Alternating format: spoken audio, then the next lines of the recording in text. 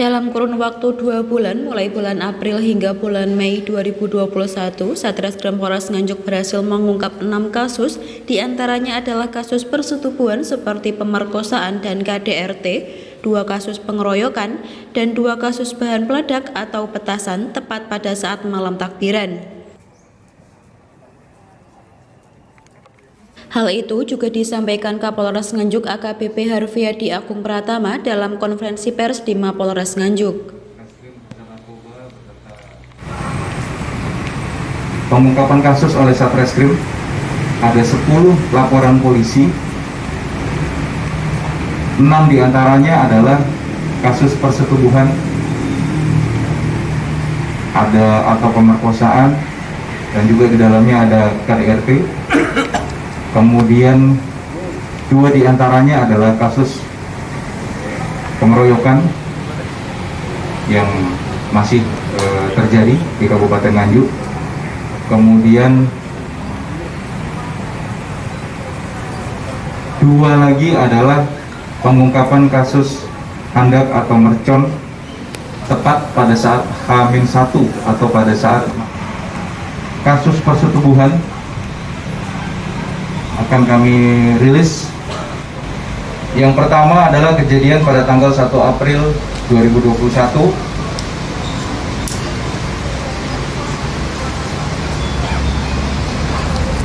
yaitu dengan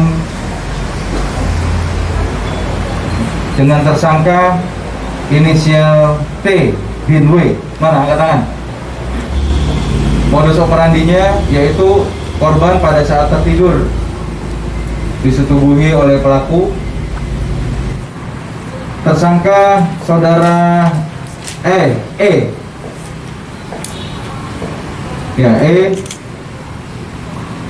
TKP-nya di Patian Rowo.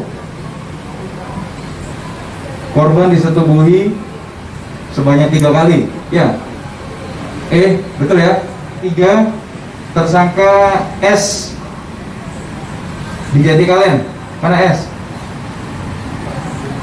S umur 35 tahun melakukan tindak pidana percobaan pemerkosaan terhadap ponakannya sendiri, masih keluarga, dan adalah penyandang tuna bicara. Pada saat sedang mandi, menyelinap masuk lewat pintu belakang, kemudian dibekap, dilakukan upaya untuk memperkosa, KUHP, dengan ancaman pidana maksimal 12 tahun. Yang keempat adalah kasus KDRT, yang di dalamnya juga ada kekerasan seksual, dilakukan oleh tersangka S, ayah kandung yang bersangkutan. Mana S? Korban disetubuhi sebanyak 2 kali, dikenakan pasal 46 Undang-Undang Nomor 23 Tahun 2004 tentang penghapusan kekerasan dalam rumah tangga. Kemudian yang kelima dengan tersangka Y. Ini korban tetangganya sendiri, masih di bawah umur, masih anak-anak, dengan modus korban dimintai tolong oleh pelaku untuk membelikan sesuatu di warung dekat rumah. Setelah itu dipaksa masuk ke dalam rumah pelaku dan dilakukan persetubuhan terhadap anak di bawah umur atau terhadap korban oleh pelaku sebanyak 1 kali. Kemudian yang keenam, tersangka inisial AP. Mana AP? Ya, yang sebelah kiri. Modusnya adalah korban disetubuhi oleh tersangka. Tersangka merupakan ayah tiri dari korban. Ya, ayah tiri ya. Tentunya sangat memprihatinkan. Ke depan dengan dibantu rekan-rekan media untuk